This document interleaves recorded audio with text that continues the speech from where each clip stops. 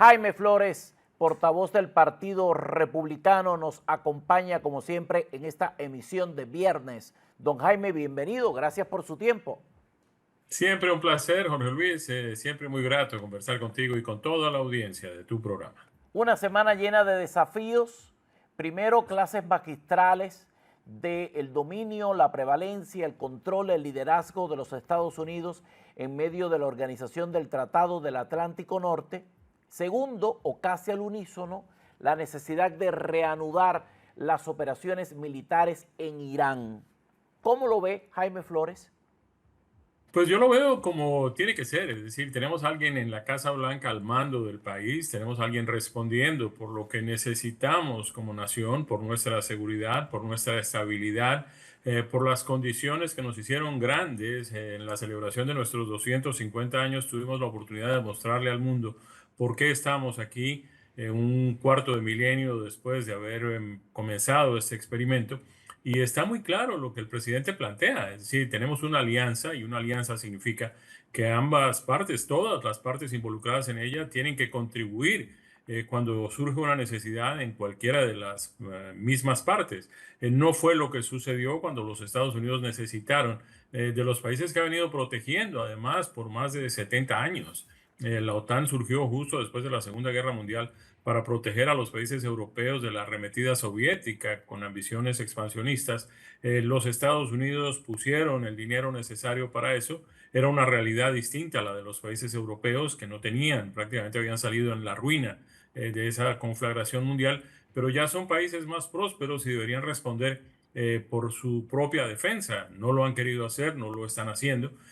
Son países que además, esto tenemos que entenderlo, han perdido su independencia política porque en el desorden migratorio que han creado, pues se han llenado de grupos de personas con tendencias fundamentalistas islámicas que les impiden tomar las decisiones que necesitan para defenderse de un enemigo común que tienen no solamente los Estados Unidos de Europa, esa alianza del Tratado del Atlántico Norte, sino en realidad la humanidad entera.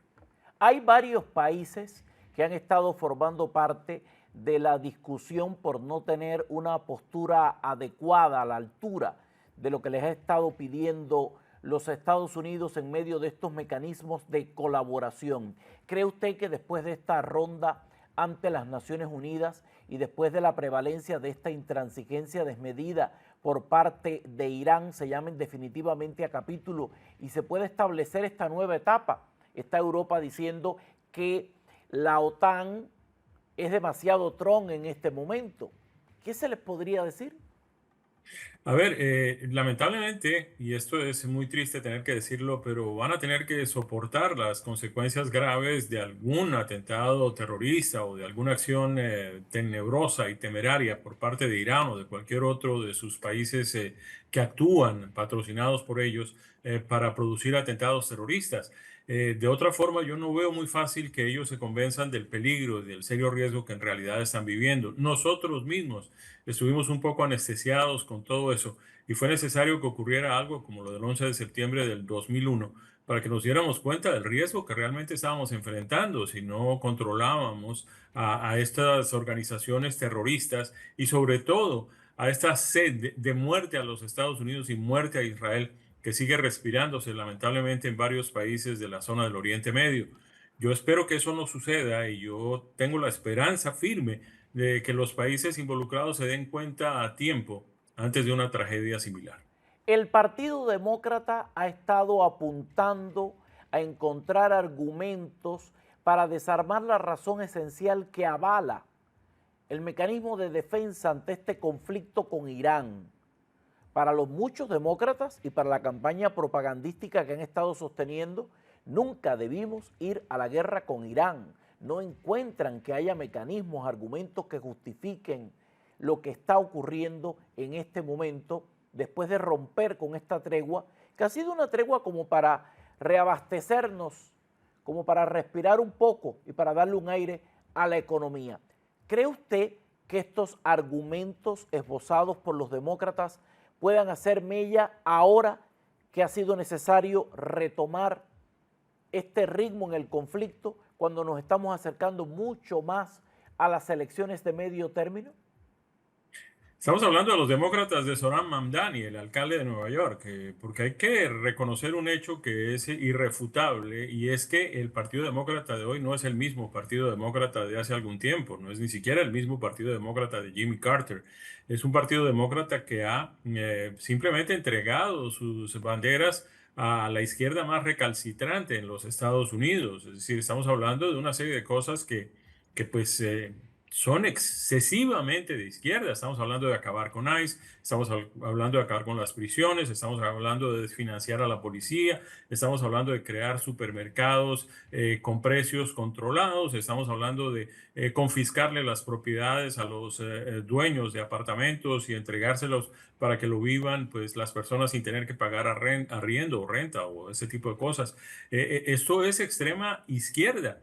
Es decir, al lado de lo que estamos viendo hoy tomándose al Partido Demócrata, porque además ganaron 13 candidatos de este corte, elecciones primarias en igual número de precintos en la ciudad de Nueva York, pues al lado de estos personajes como, qué sé yo, Bernie Sanders o Alexandria Ocasio-Cortez, van a parecer ultraconservadores, ultraderechistas, como nos llaman ellos a nosotros.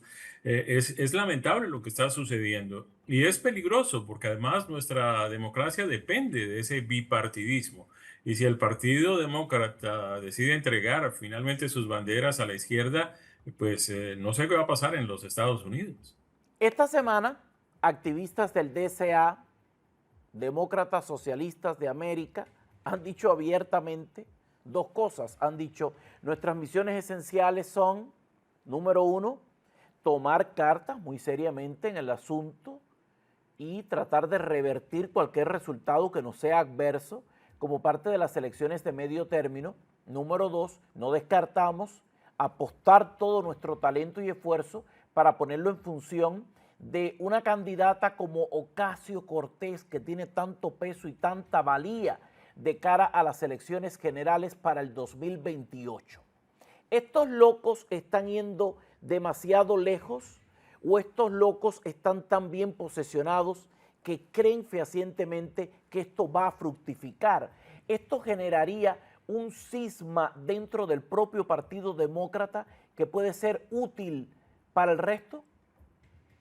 Sí, el cisma ya se está produciendo. De hecho, ya vimos cómo pues la caída del candidato al Senado por el estado de Maine pues tiene un poco de estos ingredientes que usted menciona. Es decir, vemos cómo la izquierda del partido lo respaldó a pesar de que ya había una serie de escándalos que veníamos nosotros desde el Comité Nacional Republicano denunciando permanentemente, pero aún así lo siguieron respaldando. Y cuando se dieron cuenta que no era pues la salida que ellos estaban buscando para tratar de ganar el control del Senado en un estado pues con una población relativamente pequeña, pues se dieron cuenta que tenían que desistir de él.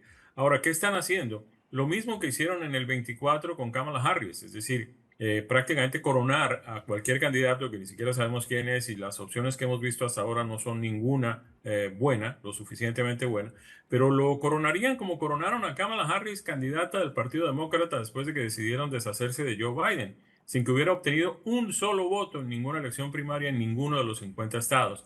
Eso es lo que harían en Maine, donde simplemente coronarían de la nada a un candidato para que sin ganar elecciones primarias y sin ser nominado por nadie, pues asuma la candidatura de ese partido.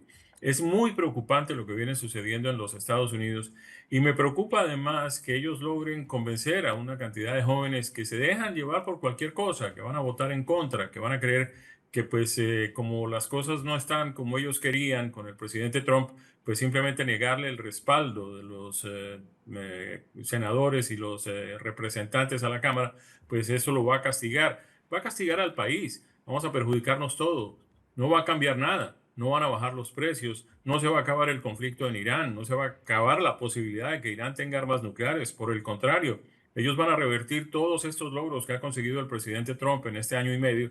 Vamos a volver a tener fronteras abiertas, vamos a volver a tener la inflación más alta en 40 años y todo ese tipo de cosas.